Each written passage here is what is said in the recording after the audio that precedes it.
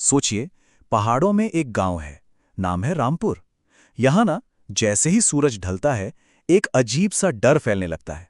एक ऐसा रहस्य जो हर रात बिल्कुल ठीक 9 बजे दरवाजे पर दस्तक देता है और पूरा का पूरा गांव अपनी सांसें थाम लेता है। और इसी डर के बीच में एक चेतावनी गूंजती है, 9 बजने वाले हैं, कोई भी बाहर न रहे। सुनिए, ये कोई मामूली सलाह नहीं है, ये उस गांव में जिंदा रहने का, आप कह सकते हैं, सबसे जरूरी नियम है। तो आज हम इसी रहस्य से पर्दा उठाने वाले हैं। आखिर ऐसा क्या होता है रामपुर में रात के 9 बजे? ऐसा क्या है कि पूरा गांव अंधेरा होते ही खुद को घरों में कैद कर लेता है? तो चलिए कहानी की शुरुआत करते हैं रामपुर के इसी 9 बजे वाले रहस्य से।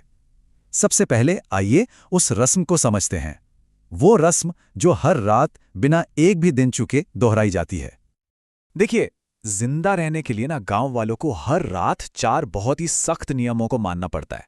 पहला नियम, 9 बजे की घंटी बजे उससे पहले हर हाल में घर के अंदर।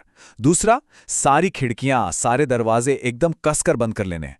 तीसरा नियम है, हर दरवाजे पर नमक की एक प्रोटेक्टिव लाइन, एक सुरक्षा रेखा खींचना। और चौथा, जो शायद सबसे ज्यादा जरूरी है, चाहे जो हो जाए सुबह तक किसी के लिए भी दरवाजा नहीं खुलेगा, किसी के लिए भी नहीं। अब सवाल ये उठता है कि इन नियमों का और खासकर उस नमक की लकीर का आखिर मतलब क्या है। चलिए देखते हैं कि जब कोई इन नियमों को तोड़ने की हिम्मत करता है तो उसका अंजाम क्या होता है। जरा सोचिए इस सिचुएशन के बारे में।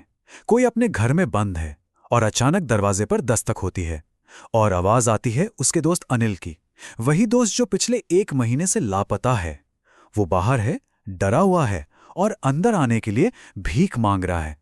ठीक यही हुआ था आर्यन नाम के एक लड़के के साथ। तो सवाल वही है, आर्यन दरवाजा क्यों नहीं खोल सकता? उसके पिता जो गांव के सरपंच भी हैं, विक्रम सिंह, उन्होंने उसे एक बहुत ही डरावनी बात समझाई थी कि बेटा, 9 बजे के बाद जो भी बाहर है वो इंसान नहीं रहता। ये सिर्फ एक कहावत नहीं है, ये इस गांव के, आप कह सकते हैं, वजूद का आधार है। लेकिन क्या होता है जब कोई इन नियमों को मानने से ही इनकार कर दे? रमेश की कहानी इसका एक बहुत ही भयानक सबूत है। रमेश को ना ये सब बकवास लगता था, भूत प्रेत की बातें। तो उसने नमक की लकीर नहीं बनाई और फिर उसे अपनी बेटी की आवाज सुनाई दी। वही बेटी जो 10 साल पहले मर चुकी थी। उसने दरवाजा खोल दिया और नतीजा, कुछ अनदेखे हाथों ने उसे अंधेरे में खींच लिया।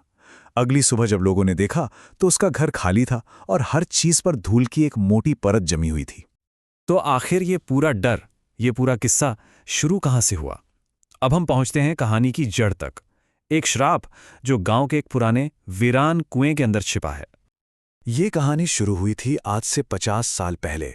अनिल नाम का एक गरीब लड़का था जो गांव के कुएं में डूब गया और गांव वालों ने उसे देखा पर किसी ने उसकी मदद नहीं की। उसकी मां ये सदमा बर्दाश्त नहीं कर पाई और उसने मरते मरते गांव को एक श्राप दे दिया। श्राप ये था कि जैसे उसके बेटे को अकेले मरने के लिए छोड़ दिया गया, ठीक वैसे ही हर 50 साल में उसका भूत गांव से एक बच्चे को अपना साथी बनाने के लिए ले जाएगा। और आज वही अनिल का भूत है जो हर रात घरों में घुसने की कोशिश करता है। तो फिर ये नमक की लकीर काम कैसे करती है? देखिए, पुरानी कहानियों और मान्यताओं के हिसाब से नमक को एक पवित्र चीज माना जाता है, एक तरह का बैरियर जो बुरी आत्माओं को रोक सकता है। लेकिन इसकी एक बहुत बड़ी कमजोरी है। इसकी सारी शक्ति तभी खत्म हो जाती है जब घर के अंदर का कोई इंसान खुद अपनी मर्जी से दरवाजा खोल दे। सालों तक इस डर में जीने के बाद आखिरकार गांव के सरपंच विक्रम सिंह ने फैसला किया। उन्होंने तय किया कि अब और छिपना नहीं है, बल्कि इस श्रैप का आमने सामने मुकाबला करना है। और उनका प्लान बहुत बहुत ज्यादा खतरनाक था। प्लान था कि ठीक रात 9 बजने से पहले उस शापित कुएं में उतरा जाए। सोचिए, उनके पास इस पूरे रहस्य को सुलझाने और जिंदा वापस आने के लिए सिर्फ 10 मिनट थे। जैसे ही विक्रम ने रस्सी पकड़ी और नीचे उतरना शुरू किया, कुएं की गहराइयों से अजीब अजीब सी आवाजें आने लगी, मानो कोई उन्हें चेतावनी दे रहा हो, यहां मत आओ वरना तुम भी यही रह जाओगे। और जब वो हिम्मत करके एकदम नीचे पहुंचे तो वहां पानी का नामो निशान नहीं था। तो बस घना अंधेरा और एक बच्चे का छोटा सा कंकाल। ये ये उसी पहले अनिल का था जिसकी मौत ने इस पूरे श्राप को जन्म दिया था। उस कंकाल के सामने खड़े होकर विक्रम ने लड़ाई नहीं की, बल्कि उन्होंने हिम्मत दिखाई और गांव की 50 साल पुरानी गलती को माना। उन्होंने कहा, मैं जानता हूं, हमने बहुत बड़ा अपराध किया है। आज हम यहां डरकर छिपने नहीं, बल्कि अपनी गलती सुधारने आए हैं। प्लीज उन्हें माफ कर दो। और उधर कुएं के ऊपर सारे गांव वालों की नजरें घड़ी पर टिकी थीं। समय हो रहा था 8:59। विक्रम के पास सुरक्षित बाहर आने के लिए अब सिर्फ 1 मिनट बचा था। तो इस आमने सामने की लड़ाई का नतीजा क्या निकला? चलिए अब देखते हैं कि उस रात के बाद उस श्राप का क्या हुआ। और ठीक उसी पल जैसे ही 9 बजे की घंटी ने बजना शुरू किया, रस्सी में जोर से हलचल हुई।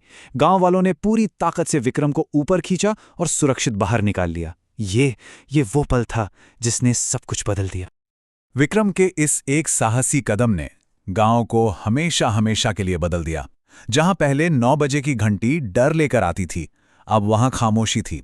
दरवाजों पर होने वाली वो डरावनी दस्तकें अब शांति भरी रातों में तब्दील हो चुकी थी। आखिरकार वो गांव अपने अतीत के बोझ से, उस अपराध बोझ से आजाद हो चुका था। कहते हैं उस रात पहले अनिल का भूत आखिरी बार दिखाई दिया था, पर इस बार वो डरावना बिल्कुल नहीं था। उसके चेहरे पर एक मुस्कान थी, एक सुकून था, और वो बस मुस्कुराया और रात के अंधेरे में कहीं गायब हो गया, मानो उस आत्मा को आखिरकार शांति मिल ही गई हो। लेकिन कहानी खत्म होने के बाद भी कुछ सवाल पीछे रह जाते हैं। वो रमेश जो गायब हो गया था, क्या वो कभी वापस आया? नहीं। और आर्यन का दोस्त अनिल, क्या वो कभी मिला? जवाब है नहीं। और ये हमें एक बहुत जरूरी बात सिखाता है कि कुछ गलतियों के नतीजे ऐसे होते हैं जिन्हें आप कभी नहीं बदल सकते। एक पीढ़ी के किए गए पाप अक्सर अगली पीढ़ी के लिए सजा बन जाते हैं। तो अंत में ये पूरी कहानी हमें एक बहुत ही गहरे और शायद थोड़े डरावने सवाल के साथ छोड़ जाती है कि आखिर क्यों कुछ दरवाजे हमेशा बंद ही रहने चाहिए